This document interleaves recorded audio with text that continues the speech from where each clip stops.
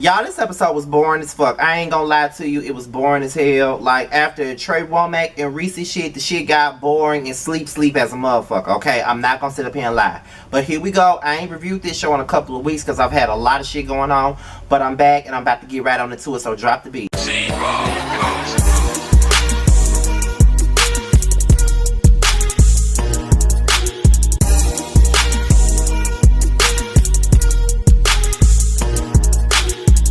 What's going on, y'all? This is your boy Scotty by Nature TV, and we are here for a brand new review of Chasing Dallas. Okay, listen, I know I've been gone for too long. Now it's time to bring it back. I've been gone for too long. Now it's time to bring it back. Hey, you got what you say? You know you like it when I'm moving to the beat like that. Got that pump in your drum. Got them speakers turning up. Give me that bass. Give me that bass. Give me that bass. Yup. I was getting to the song. But anyway, yes, it's been a minute since I reviewed Chasing Dallas. It's been a hot minute, you know, but I'm going to go ahead and get into it, y'all. So let's get right on into it. I ain't got that many notes. I got like 5 notes because it really ain't that much to talk about. But let's get into it. So we pick up where we left off last week with Trey Womack and Reese. Now, here's my situation with this right here. I don't think that Reese is lying. I think that Trey Womack is the one that's lying, but at the same time, I think that Reese may have gotten in over his head in a situation, and it could be a situation where he bit off more than he can chew. And what I mean by bit off more than he could chew is that he probably felt more for Trey than Trey felt for Reese, and Reese probably was an opportunity for Trey, and he probably used Reese as an opportunity to get by. That's what I'm starting to believe, because when you go back to that lemon squeeze, some of the shit that George and Markel was saying, or Premier was saying, I don't find that to be necessarily untrue. It may be some holes, but it gotta be some truth to some of their stories. But when it comes down to this situation with Trey Womack and Reese, I'm 100% team Reese on this shit, because I really do believe that at the end of the day, George played Reese. George played Reese. Not George. Trey played Reese. Honestly, he played Reese to the motherfucking fullest. He played him to the left, That's how he played him. Real shit. Reese probably thought they was in a relationship, that they was getting to know each other better, but come to find out, it wasn't nothing like that. Nothing like that at all. That's how it comes across to me.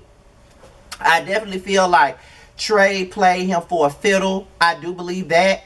I think that at the end of it all, it's just like, you know, just be real about it. You was kissing on Reese in the club. You wasn't just doing it because you had beer goggles. You did it because you wanted to. You was fucking around with Reese. You was doing everything you wanted to do with Reese. You was hanging out with him. You was going to his house. Reese knew way too much about your personal life. Knew too much about everything else that he said.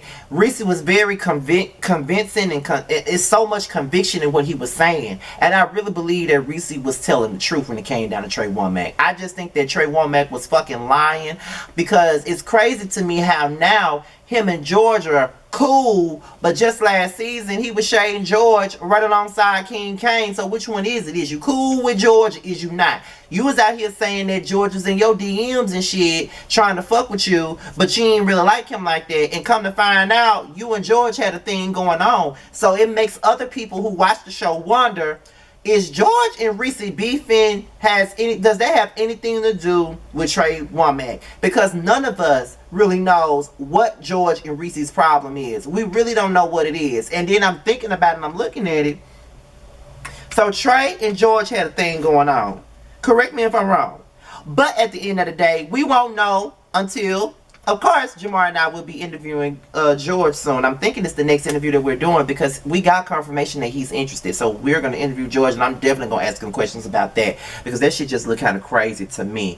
But I just feel like Reese probably liked him more than he liked him, and I think that's where it went down the wrong path at. You know what I'm saying? I think that's what happened, because I really do feel like, yeah, that was a situation where, you know, I was digging Shorty, I was digging Trey, you know, that was my nigga, you know, I was liking on him and all this other stuff, but at the same point in time, he ain't like me like that, and that's really where it goes. That's how I see it, though. Real talk. That's what I think happened.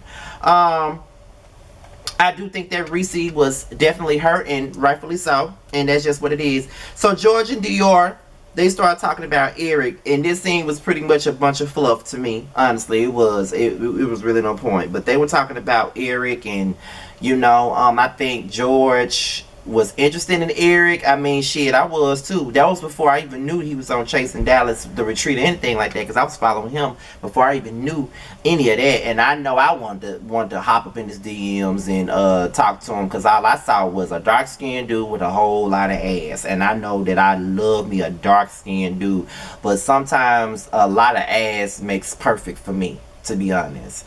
Don't ask me what my position is. If you want to know what my position is, just go look at my TTB interview, and I will let you know that I'm open. It doesn't matter. I like whatever the fuck likes me. That should let you know what I give. However, but Dior just don't like Eric, and he got a lot of issues with Eric at this point. And then we start talking about this Reese beef, and George keep on saying that he doesn't have the problem. Reese has the problem. But every time we see George on the screen, he talking about Reese. So what is it? It seems like the issue has something to do with Trey Womack. It seems like that he just really windmilling for Markel. We really don't know at this point. So Carrie D links up with Troy, Dominique, and Rico with a K. He's in Chicago, accompanying Reese for something that he got going on, and I'm just like, oh, okay, cute scene, but it's like, what was the point? You know what I mean? It's nice to see Troy, Dominique, and Rico with a K. I actually met Rico with a K and Dominique at Jamar's premiere, and they were both nice people, very nice. So we get this scene with George and his mama, and she just reminded me of all Southern moms, you know what I mean? Like, very outspoken, country, just like my mom is. And they out to eat, and George was, I think that this episode was pretty much us getting to know a little bit more about George, because we really don't know too much shit about George. All we know is that he don't like Reese, he like big asses, he like to dress nice, and that's it. That's all we really know. We don't know nothing about him. So seeing the scene with him going to his dad's grave last week was another scene that I really appreciated, because we got to see more of him. But this other scene with his mama was something else. Like, apparently he got a man now and all that stuff. And George, I'm not surprised he got a man. Like, George ain't my favorite person on the show or nothing like that, but George is like a nice looking, handsome man that doesn't look like he's 32 years old. He most definitely is. So I never take that from him. He's a handsome man. Like, if he tried to talk to me, I probably would have tried to talk. I would have probably obliged if he tried to talk to me, because I mean, I probably thought that he was older than me, but apparently not. He's the same age as me. But that's the only thing about it. So I didn't really have an issue with that scene with him and his mama. It was a little bit long, but it was just nice seeing him and his mother's relationship. You know what I'm saying?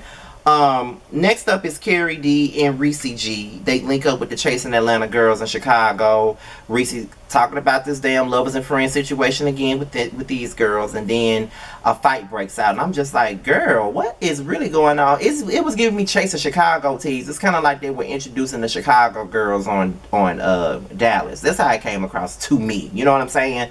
But to each his own. But y'all, I know this review kind of came across like I just rushed through it, but like I said, it was a fluffy episode, and it really wasn't nothing to talk about. I just talked about the shit that really, really mattered, but the only thing that really mattered in this particular scene to me was the Trey Womack and Reese mess, and George and his mama. That's the only thing that I really cared about on this episode.